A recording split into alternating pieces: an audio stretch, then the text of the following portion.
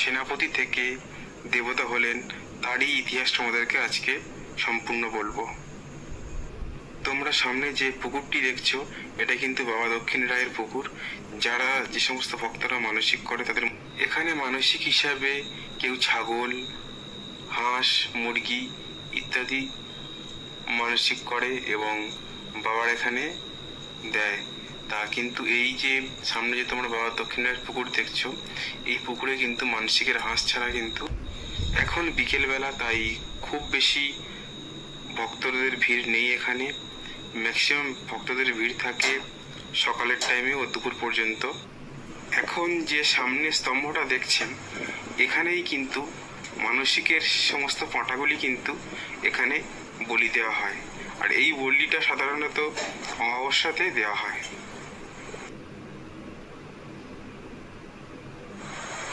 এবারে আস্তে আস্তে আমরা মন্দিরের দিকে এগিয়ে যাব।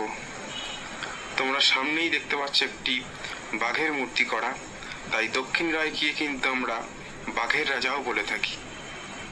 তাই সেই হিসাবে এখানে একটি বাঘের মূর্তিও রয়েছে মন্দিরের সামনেই। আর এছাড়া রয়েছে মন্দিরের গায়ে অসংখ্য বিভিন্ন দেবদেবীর মূর্তি, যেগুলো দেখতে কিন্তু অপূর্ব সুন্দর। এইবারে আমরা প্রবেশ করছি দক্ষিণ রায়ের মন্দিরের ভিতরে। মন্দিরের ভিতরটাও কিন্তু খুব সুন্দর।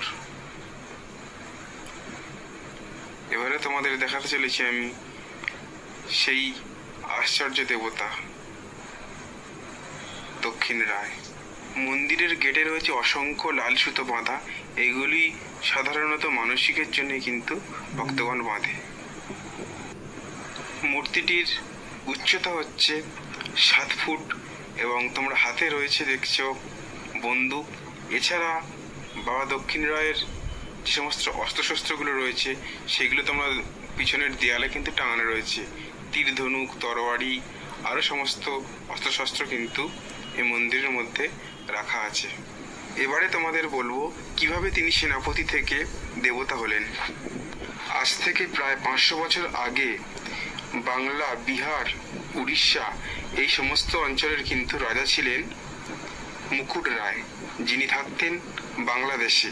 তাই এই যে তোমরা ধবধবি দেখছো, ধবধবি যে বাবা দক্ষিণেশ্বর মন্দির দেখছো, এই সমস্ত অঞ্চলও কিন্তু তার অধীনে ছিল।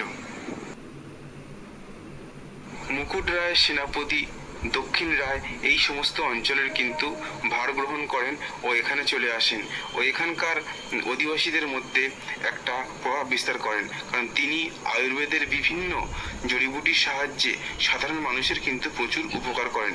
এইভাবে সমাজে কিন্তু তার একটা প্রভাব বিস্তার হয়। এভাবেই কিছু সময় অতিবাহিত হয়।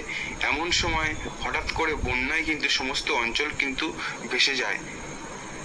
তারপর কিছু বছর কেটে যাওয়ার পর আস্তে আস্তে এই সমস্ত অঞ্চলগুলি ফের স্বাভাবিক অবস্থায় ফিরে আসে ও এখানে বিভিন্ন ধরনের উপজাতি বসবাস শুরু করে দেয়। এখন বর্তমানে যেখানে মন্দিরটি রয়েছে সেখানে কিন্তু আগে ছিল একটি মাটির ঢিবি ও ওই অঞ্চলে বসবাস করা বিভিন্ন উপজাতি কিন্তু ওই মাটির ঢিবিতে কিন্তু পূজা অর্চনা করেই তবে তারা জঙ্গলে রওনা দিত, কারণ জঙ্গলে তারা কাঠ কাটা, শিকার এবং মধু সংগ্রহের জন্য কিন্তু যেত। তখন তারা ওই মাটির ঢিবিতে কিন্তু তারা পূজা অর্চনা করে কিন্তু যেত, যাতে তারা বিভিন্ন ধরনের জঙ্গলের হিংস্র জন্তু হাত থেকে কিন্তু তারা রক্ষা পায়। সেই উদ্দেশ্যে কিন্তু তারা পূজা অর্চনা করত। সেই কারণেই কিন্তু এই দক্ষিণ রায়কে কিন্তু আমরা বাঘের রাজা বলে কিন্তু জেনে থাকি।